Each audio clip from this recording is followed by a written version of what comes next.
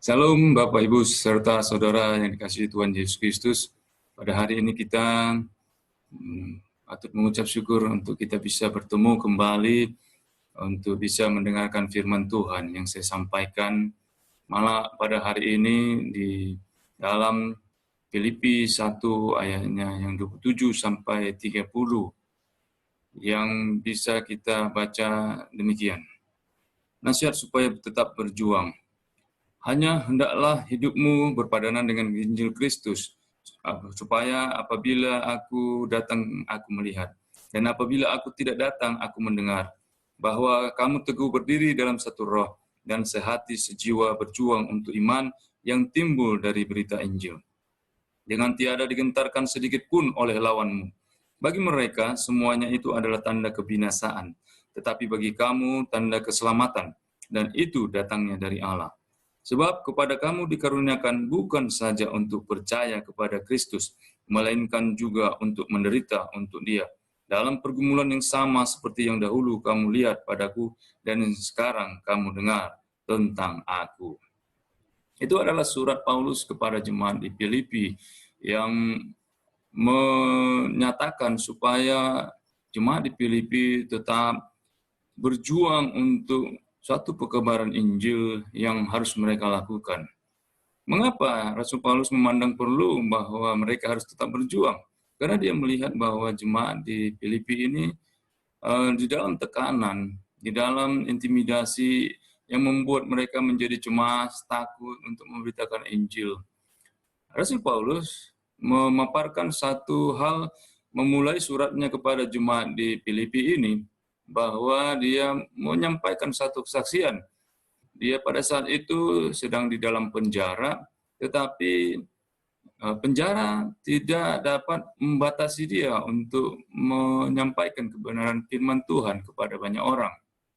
Dia bersaksi bahwa walaupun tubuhnya di dalam penjara, tetapi pekabaran Injil bukan semakin menurun semangatnya, tetapi dia menyampaikan bahwa pekabaran Injil semakin menyala-nyala, semakin on fire, semakin bisa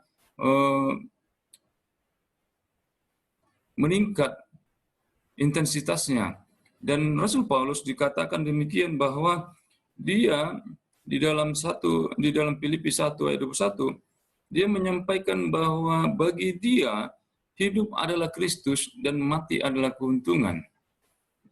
Paulus menyampaikan satu kesaksian tersebut bahwa dia harus tetap melayani walaupun dia di dalam intimidasi, di dalam ketakutan, di dalam kecemasan, di dalam keterbatasannya karena di penjara, dia tetap melakukan penginjilan melalui surat-suratnya. Dan dia menyampaikan suratnya itu adalah berupa surat penggembalaan. Sama seperti yang disampaikan kepada jemaat di Filipi. Dia menyampaikan supaya apa yang sudah diberikan kepada jemaat di Filipi, yaitu semangat untuk menginjili, semangat untuk menyampaikan firman Tuhan, itu harus tetap dilakukan. Walau mungkin sekalipun saudara kita barangkali sudah tidak lagi mempedulikan kita karena kita begitu giatnya menyampaikan firman Tuhan, mereka antipati terhadap kita, atau mungkin ada pihak-pihak tertentu yang berusaha untuk menghalang-halangi kita untuk menyampaikan firman Tuhan, atau mungkin kita ditakut-takuti, atau mungkin kita pada saat ini di masa pandemi COVID-19 ini kita tetap tinggal di rumah dan tidak bisa keluar kemana-mana atau mengadakan perkumpulan atau mengadakan ibadah secara kolektif. Nah, itu jangan membuat kita menjadi kendor untuk menyampaikan firman Tuhan. Kita dapat melakukannya dengan berbagai macam cara. Bisa dengan menyampaikan melalui media sosial yang ada, Instagram, Facebook, Twitter, dan juga blog-blog yang ada. Serta pada saat ini kita dapat melihat bahwa kita bisa menggunakan YouTube untuk kita bisa mendengarkan firman Tuhan. Untuk kita bisa men-share apa yang Tuhan pesankan kepada kita untuk kita sampaikan kepada orang-orang lain yang mungkin belum mendengarkan firman Tuhan. Jadi pesan firman Tuhan pada pada hari ini supaya kita tetap semangat tetap berjuang untuk kita menyampaikan firman Tuhan kepada banyak orang. Jangan kita menjadi letih dan membuat kita menjadi menyerah terhadap keadaan yang ada.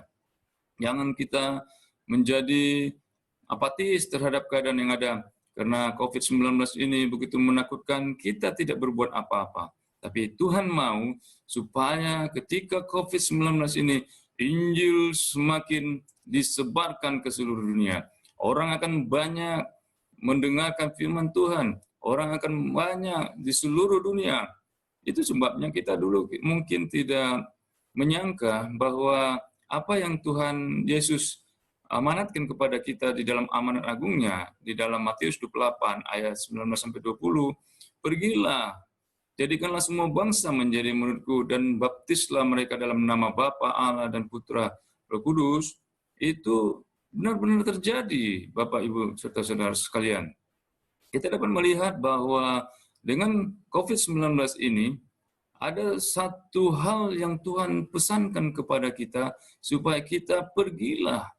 Pergi itu bukan hanya berarti kita tergantung dengan fisik kita yang pergi, tetapi firman Tuhan menjangkau banyak jiwa-jiwa melalui media sosial, melalui internet, melalui YouTube pada saat ini.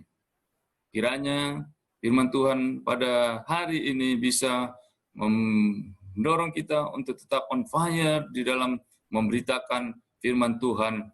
Inilah saatnya kita semakin giat menjelang hari Tuhan yang semakin dekat. Kita semakin giat untuk menyampaikan firman Tuhan.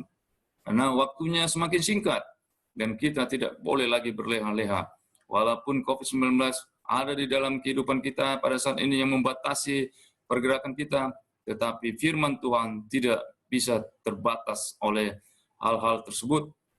Firman Tuhan tetap harus disampaikan melalui media apa saja yang ada saat ini. Tuhan Yesus memberkati kita semua. Haleluya. Amin.